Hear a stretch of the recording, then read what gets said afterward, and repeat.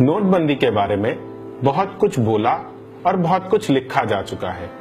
आज मैं आपसे बहुत ही सरल भाषा में मोदी जी जो हमारे प्रधानमंत्री हैं उनके द्वारा दिए हुए नोटबंदी के मामले में 3 वादों के बारे में हम चर्चा करेंगे कि क्या वो सच थे या झूठ। 3 बातें जो कि मोदी जी ने हमको बोली थी, जो फायदे गिनाए गए थे नोटबंदी के, वो थे कि एक ब्लैक मनी खत्म हो जाएगा देश में, दूसरा कि जितने टेररिस्ट हैं उन सबकी फंडिंग बंद हो जाएगी तो टेररिज्म बंद हो जाएगा, और तीसरा कि इंडियन इकोनॉमी डिजिटल बन जाएगी जो कि 90% कैश इकोनॉमी थी। अब हम इन तीनों बातों के बारे में चर्चा करते हैं। ब्लैक मनी की अगर जो हम बात करें तो अगर जो हम एक NIPFP का पेपर था ब्लैक मनी के ऊपर 2012, वो आखिरी रिसर्च हुई है, प्रॉपर रिसर्च हुई है ब्लैक मनी के बारे में, उसको माने तो करीब 4 से 5% ही पैसा कैश में इंडिया में ब्लैक मनी में था, सिर्फ 4 से 5%। बाकी सारा पैसा या फिर देश के बाहर था या फिर जमीन या हीरे जवाहरात में लोगों ने उसको रखा हुआ था, कैश में नहीं था। अब RBI की जो कुछ दिन पहले रिपोर्ट आई है उसमें यह साफ जाहिर हो गया है कि 99% पैसा, जो 4-5% पैसा जो ब्लैक मनी में था, उसका 99% वापस आ गया।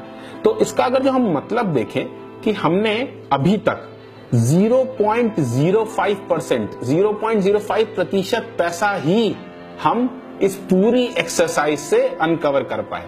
उसकी वैल्यू कितनी?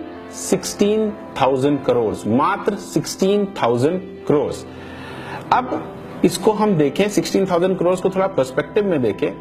जो नए नोट प्रिंट करने की जो कॉस्ट थी, वो कॉस्ट ही अकेले 8,000 करोड़ थी। जो इंटरेस्ट लॉस हुआ गवर्नमेंट को इस पूरी एक्सरसाइज करने में, RBI हर साल डिविडेंड देता है गवर्नमेंट को, इस साल उसने वो डिविडेंड 35,000 करोड़ कम दिया। CMI जो एक अर्थशास्त्रिक थिंक टैंक है, उन्होंने बताया कि इकोनॉमी में जो ट्रांजैक्शन लॉस हुए, जो व्यापार होता है उसके जो लॉस हुए, वो 1.28 लाख करोड़ हुए।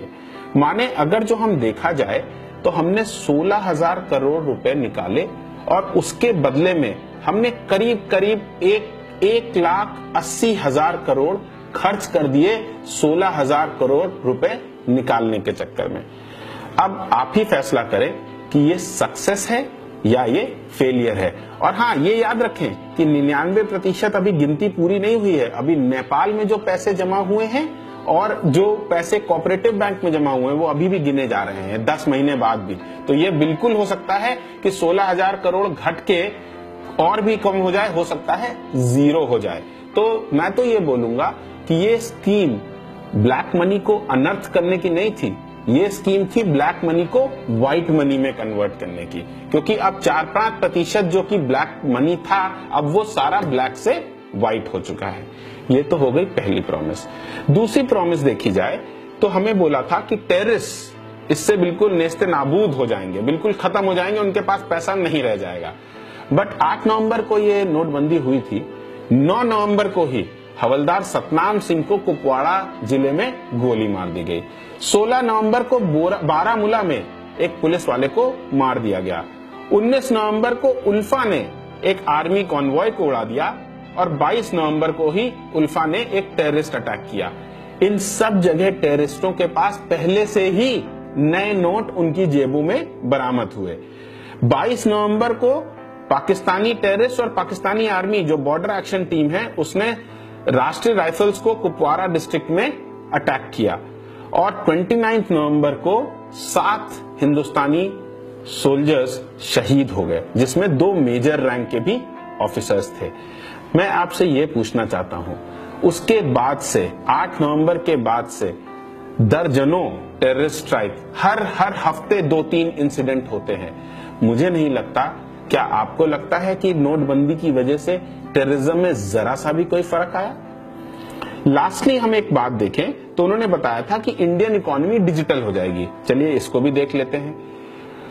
नोटबंदी के पहले करीब 89 to 90% जितने भी ट्रांजैक्शन होते थे इकोनॉमी में, वो सारे कैश के ऊपर होते थे।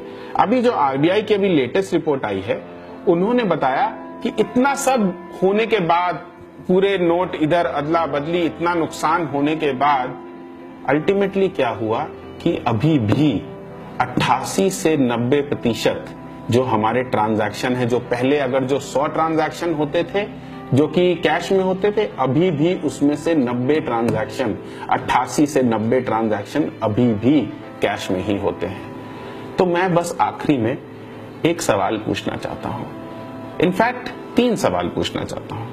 100 के ऊपर लोग मर गए, लाइनों में खड़े खड़े मर गए।